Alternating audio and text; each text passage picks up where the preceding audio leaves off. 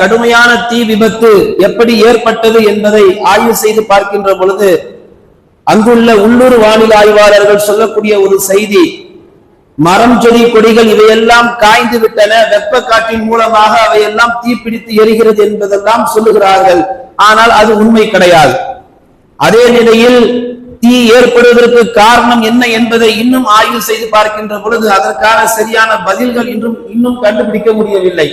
10 நாட்களாக அணைக்க முடியாத ஒரு தீ, 10 நாட்களாக கொழுந்து விட்டு எரியக்கூடிய ஒரு கடுமையான தீ, இவையெல்லாம் எப்படி துவங்கியது, எதனால் ஏற்பட்டது என்று உலகத்திலேயே வல்லரசு நாடு என்று பெருமை பாராட்டிக் கொள்ளக்கூடிய அமெரிக்கா, இங்கிருந்து பயணம் புறப்பட்டாலும், உலகில் எந்த மூலையிலிருந்து அந்த நாட்டுக்கு பயணம் புறப்பட்டாலும் ஏறக்குறைய 24 மணி நேரம் ஆகும்.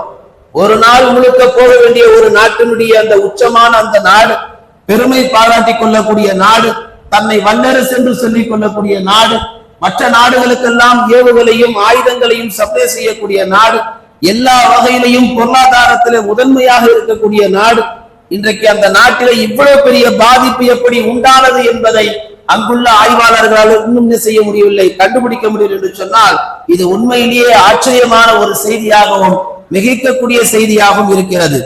மேலான பெருமக்களே, கலிபோர்னியாவில் ஏற்பட்டுள்ள அந்த தீ விபத்தை நாம் கவனித்து பார்க்க